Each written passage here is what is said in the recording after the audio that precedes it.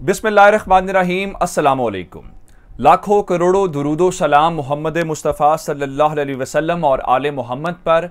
मैं हूँ उमर दराज गोंदल और आप मेरा फेसबुक और यूट्यूब चैनल देख रहे हैं।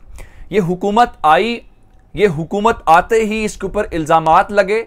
ये हुकूमत कहती रही, रात को भी ख्वाजा साद रफ़ी की बताते हुए नजर आए कि तहरीके अदम एतमाद आइन और कानून के ऐन मुताबिक है और ये आईने पाकिस्तान के अंदर लिखी हुई है। लेकिन जब हुकूमत नाकाम हो गई है, जब हुकूमत नहीं चल रही, अवाम ने आपको वोट देना बंद कर दिया है, अदालतों के अंदर आपको शिकस्त हो रही है और इमरान खान की मकबूलियत हर गुजरते दिन के साथ बढ़ रही है और आपके पास बेचने को कुछ भी नहीं है। ना आपके पास कारकर्दगी का मंजन है, ना आपके पास कोई इस्टेब्लिशमेंट के खिलाफ मंजन है। जब ये सारी चीजें नाकाम हो गई तो उसके बाद अब नून लीग क्या कर रही है? नून लीग ये चाह रही है कि उनसे हुकूमत ले ली जाए, यानी उनको हुकूमत से निकाला जाए और वो सड़कों पर निकलें और ये कहना शुरू कर दें कि हमें क्यों निकाला। लेकिन इस हुकूमत की बदकिस्मती ये देखिए कि अवाम इसको कबूल नहीं कर रहे। अपने पहले 4 महीने के अंदर पाकिस्तान की तारीख में शायद ही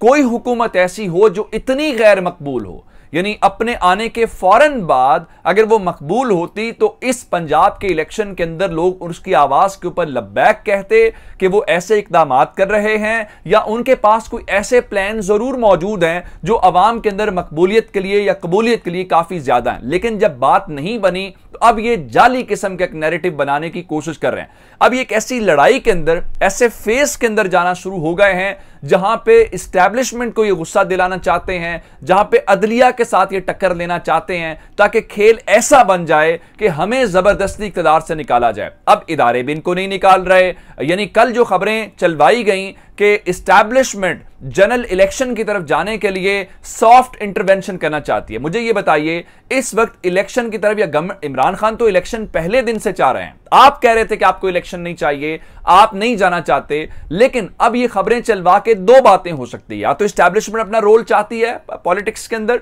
दूसरी बात यह हो सकती है कि नून लीग अब चाहती है कि इस्टेब्लिशमेंट मुदाखलत करे और उनकी जान छूटे। और क्योंकि उनसे हुकूमत नहीं चल रही और जान छूटे तो फिर ये कहें कि हम तो हुकूमत करना चाहते थे, हम तो मईशत के लिए भी मुश्किल फैसले कर रहे थे, हमें हुकूमत में नहीं रहने दिया गया, हमें हुकूमत से निकाल दिया गया। अब इसमें आज पहला फेज है, जावेद लतीफ को रोजाना की बुनियाद के ऊपर निकाला गया। पहले लाहौर प्रेस क्लब के अंदर प्रेस कॉन्फ्रेंस हुई, आज इस्लामाबाद के अंदर प्रेस कॉन्फ्रेंस हुई और उस प्रेस कॉन्फ्रेंस के अंदर आज जावेद लतीफ ने फिर कहा है हम तहरीके अदम एतमाद के लिए किसी सूरत तैयार नहीं थे।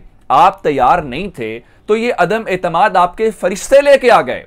ये वजीर आजम वाला काम किसने किया? फिर वजारतों की कबूलियत नवाज शरीफ ने कैसे दे दी? आप तो कहते थे कि इमरान खान के पास एक ऐसा प्लान था जिसमें अगले 10 साल भी वो वजीर आजम रहते, अपनी मर्जी का वो DGISI लगाते, अपनी मर्जी का वो आर्मी चीफ लगाते। आप तो कहते थे हमने 10 साल प्लान को डबो दिया है। जरदारी साहब भी यही कहते थे। अब क्या फरमा रहे हैं? अब इन्होंने आज जनरल बाजवा के साथ पहली टक्कर ली है, बाकायदा चार्जशीट जारी की है। एक चार्जशीट रात को ख्वाजा साद रफीक ने जारी की और बताया था कि प्रोजेक्ट इमरान जो 2011 के अंदर लॉन्च किया गया था उसके सहूलतकार इदारों के अंदर मौजूद हैं। पहली बात।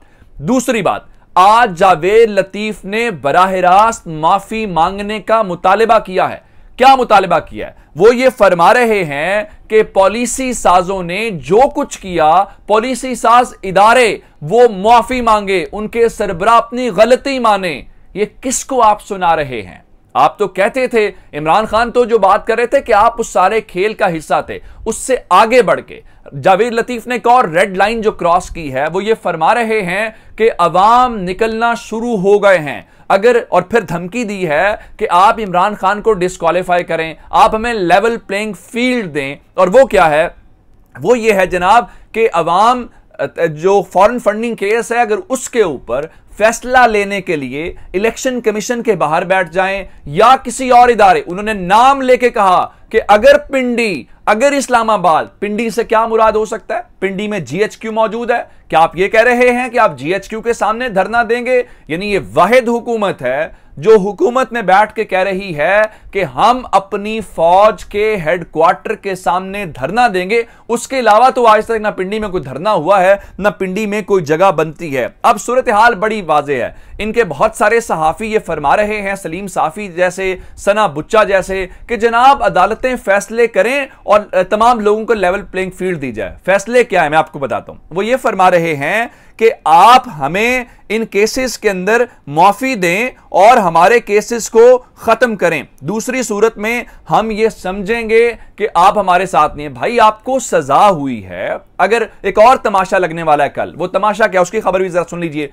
सुप्रीम कोर्ट के ऊपर एक हमले की बाकायदा तारीख है नून लीग की। मुसल्ला हमला किया गया था जहां पे सुप्रीम कोर्ट के जजेस ने अपने चैंबर्स के अंदर, अपने टेबल्स के नीचे छुप के अपनी जान बचाई थी, जो नून लीग के दौरे हुकूमत के अंदर हुआ था। अब कल ये क्या करने जा रहे, अब ये फरमा रहे हैं कि जनाब हमें 3 रुकनी बेंच का फैसला मंजूर नहीं है, फुल कोर्ट जो फुल बेंच है वो बनाया जाए। अब उस बारे में मैं आपको खबर दे देता हूं।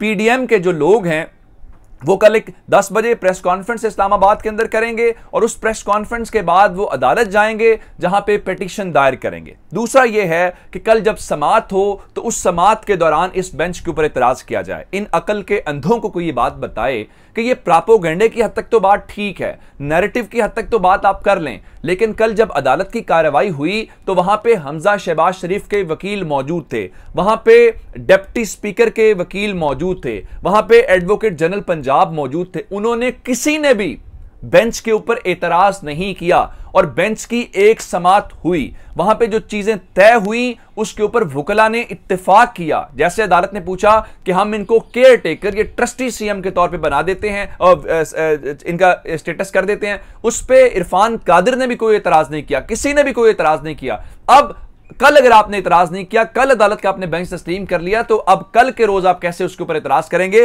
तो ये मंजन जो आपका है वो बिकता हुआ नजर नहीं आ रहा। और फिर सरप्राइज इनके पास नहीं है, सरप्राइज इस वक्त इमरान खान के पास है। और इमरान खान की जो मीटिंग है वो इस बनी गाला के अंदर चल रही है और बनी गाला के अंदर किसी भी वक्त सूरत हाल वहां से तब्दील, जो बयान ऐलान आएगा वो इनके लिए काफी होगा। अब इमरान खान ने जो तकरीर की, इमरान खान की जबान से आपने अभी भी शहबाज शरीफ के इस्तीफे का मुतालबा सुना, एक बार भी नहीं है, क्योंकि इमरान खान को पता है कि जितने लम्हे हुकूमत के अंदर रहेंगे उतनी इमरान खान की पॉपुलैरिटी बढ़ेगी। अब हुकूमत का तौक तो उन्होंने पहन लिया, अब ये चाहते हैं कि तौक उतरे।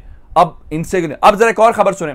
कल सुप्रीम कोर्ट ने कहा था हमने ट्रस्ट, चूंकि मैं अदालत के अंदर मौजूद था, चीफ जस्टिस साहब ने कहा था कि हम ट्रस्टी सीएम का लफ्ज इसलिए इस्तेमाल कर रहे हैं ताकि ये किसी को पॉलिटिकल बेनिफिट ना दे सके। अब 40-41 रुकनी जो लोग हैं उनकी काबीना का हल्फ, क्या ये तौहीन अदालत नहीं है? सानिया आशिक जैसे लोग एमपीए, क्या उनका मेरिट है?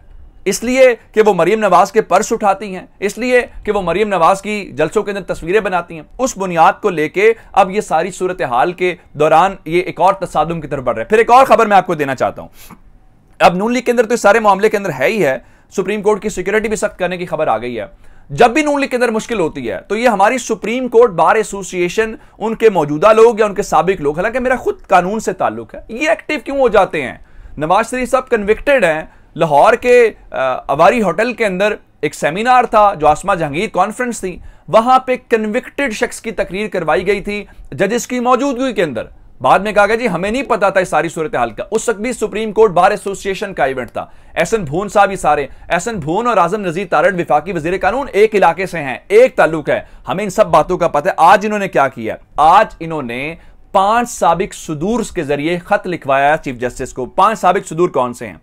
अब्दुल लतीफ आफरीदी, ठीक है जी, मोहम्मद यासीन आजाद, फजले हक अब्बासी, कामरान मुर्तजा और सैयद कल्बे हसन। अब अब्दुल लतीफ आफरीदी किससे हैं हमें नहीं पता इस बात का। हसन मुर्तजा, कामरान मुर्तजा हमें नहीं पता।